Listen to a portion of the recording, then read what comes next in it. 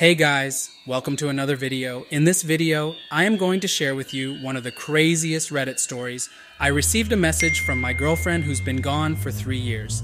This story on my life still doesn't have a full answer in my mind. It's something that has freaked me out since it happened. She was beautiful, a girl that would light up any room she walked into, an image as stunning as that of a picture artists drew for museums. She was out of my league, a long way out. However, we got on like Bonnie and Clyde, inseparable. That was until the illness, an illness that was too much for her to fight. The light behind her eyes dimmed more and more every day. The bright aura she carried dulled with each passing hour until eventually the light went out completely. I never quite got over what happened. I didn't talk to a single female even friendly since her passing. I couldn't bring myself to. Then I met Jess. I encountered Jess 2.5 years after the passing of the love of my life. I was sure she wouldn't ever come close to the feelings my ex gave me. It was impossible. She was too perfect to be matched.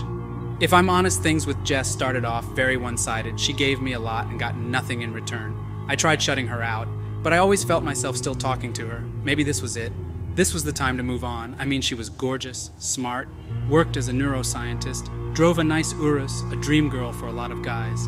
After a few weeks of putting it off and trying to push her out, I decided to give in, ask her out for a date, a nice meal. What's the worst that could happen, right? She agreed. Part of me was frustrated. I was hoping she'd turn it down, prove that it's not meant to be. Anywho, I got showered and dressed. I didn't scrub up too fancy, and I wasn't sure how it was going to go. The night finished, I felt disgusted to admit that I really enjoyed my night. She gave me that spark and feel of life that my ex did when she was here. It was strange, a feeling I never thought I'd have again, but I did. It felt like home.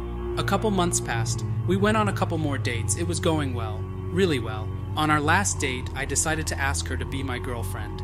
It was something I wasn't 100% sure on, but like I said, I felt at home with her. When I got home from that date, a series of messages came through, no name, just the number. They read, "How could you do that to me? I'm the one for you, not her. You disgust me, Josh, seriously disgust me. We're inseparable." Surely not. At first, I thought it was a prank. Some sadistic person got my number and pretended to be her.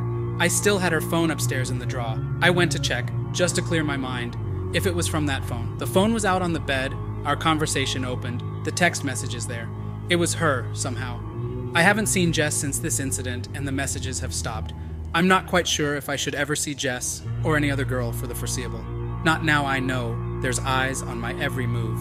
Thanks for watching. Subscribe for more.